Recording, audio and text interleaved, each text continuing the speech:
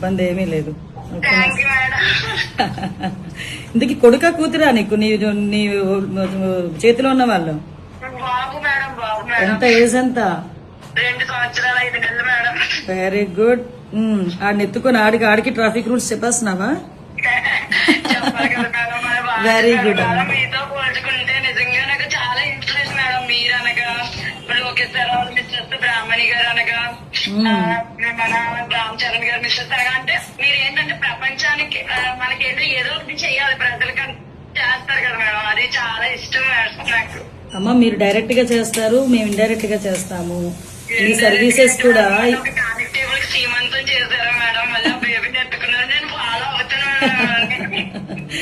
అయ్యో బాగుంది. ఏం లేదు, చాలా మంచి పని చేసావు. ఆ రోజు అందరూ కూడా ఒకటేంటంటే మన పోలీస్ ప్రైడ్ పెరిగింది.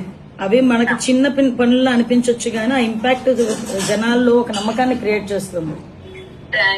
ఈ రోజు ఆ పోలీస్ మీద నమ్మకం అంటే నేను ప్రతిసారి అంటాను, ఏ పోలీసుల గురించి అయినా చెడ్డగానే మాట్లాడతారు కానీ మా పోలీసులు చాలా మంచోళ్ళు అని చెప్తా. వెరీ గుడ్ అమ్మా, కంగ్రాచులేషన్స్. అందరూ కూడా చక్కగా నీ పనితనాన్ని మెచ్చుకున్నారు. ఒకరోజు చూసుకొని నేను అటువైపు వచ్చినప్పుడా లేకపోతే నేను ఇటువైపు వచ్చినప్పుడు ఇప్పుడు రామ్మా ఒకసారి. అయ్యయ్యో, నీ కొడుకుని తీసుకొని రా, నీ కొడుకుని తీసుకొని రా.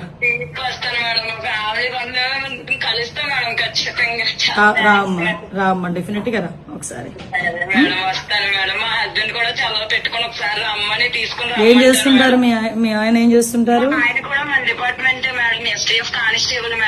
ఓ గుడ్ గుడ్. ఎక్కడ చేస్తున్నాడు? ఆయన పల్నాడులో చేస్తున్నారు మేడం. అంటే పల్నాడు డిస్ట్రిక్ట్ నాగార్జున సాగర్ లో చేస్తున్నారు madam.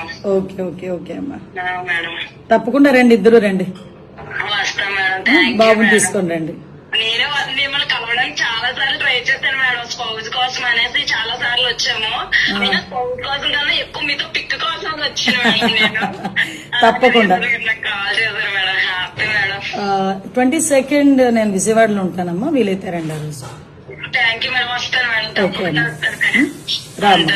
Okay thank you madam. ఉంటాను మేడం.